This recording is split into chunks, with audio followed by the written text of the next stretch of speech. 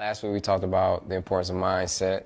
So this is part 2, and this week we're talking about the importance of sleep and circadian rhythms. Now, I am somebody who for sure went to bed at 4:45 a.m. last night. I usually go to bed around 2 a.m. Sometimes if I'm lucky, I go around 1 a.m. or, I think 1 or 2 times this year I went to sleep before midnight. But let's talk about the importance of circadian rhythms because this is something I need to hear too. Okay, well, let me talk about sleep a little bit before we get to circadian rhythms. Sleep is the most overlooked, disrespected aspect of our well-being. So it's important, even one day without sleep can mess up your hormones severely. Here's some facts about sleep. Okay. Lack of sleep increases the risk of heart disease, stroke, hypertension, diabetes, cancer, obesity, impaired immune function, and increases your risk of death. So, I know. So I know that sleep is the most healing thing and the most productive thing that you can do as a human being. Yeah, and 65% of us don't get enough sleep. We should be sleeping 7 to 9 hours a night. Too little sleep increases your risk of depression by 4 times.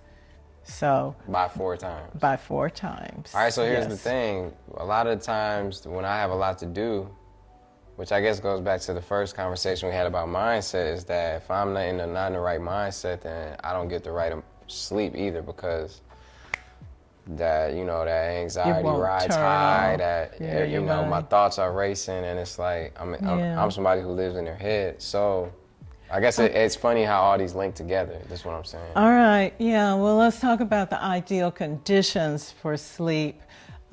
Temperature-wise, from 60 to 68 degrees, your room should be cool.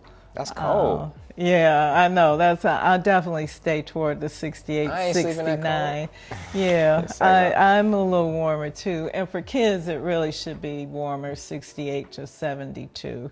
And this is according to sleep experts. I'm not saying I do it because I like it a little warmer too. But I do keep it no higher than 70. It's also important to keep your room as dark as you can. Yeah, that's important. So, yeah, if you can get blackout curtains or drapes. Why? If you can.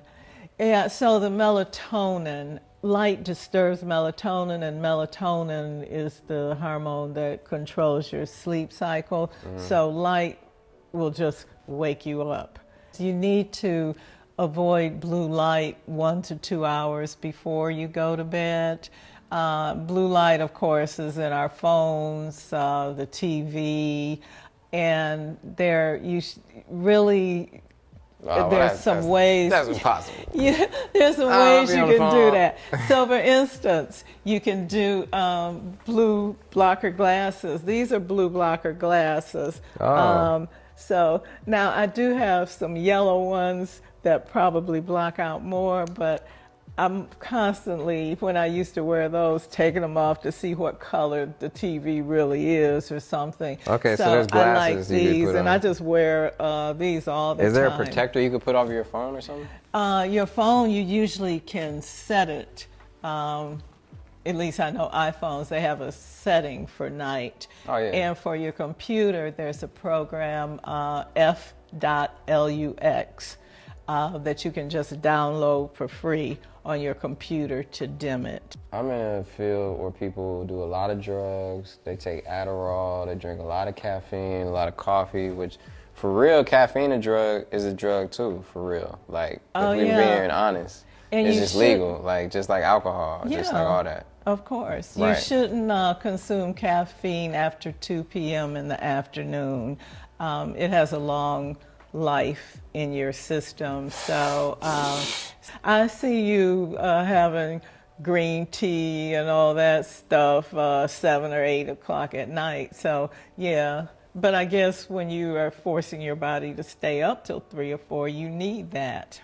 It really does make a better difference, and it gives me a good head start on the next day. That's what's important too. Okay, and then now this is important for you. Every minute before midnight is 2 to 4 times more restorative for your body.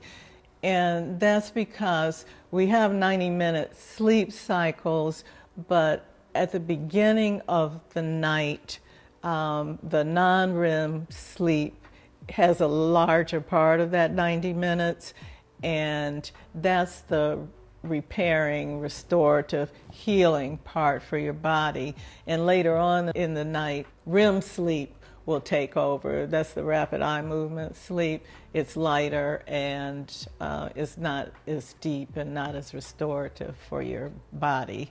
Okay, so going to sleep before midnight is 4 times more productive than going to sleep after midnight. Is what you're In telling terms of your health, yes. Deepak Chopra said to be in sync with your circadian rhythms, the ideal time to go to sleep is 10 and sleep till 6 a.m.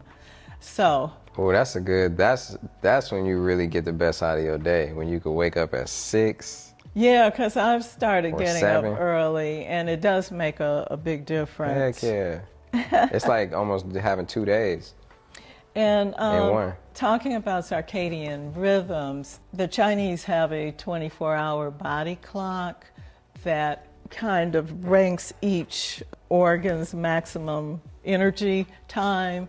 And so, for instance, your liver is maximized from 1 a.m. to 3 a.m.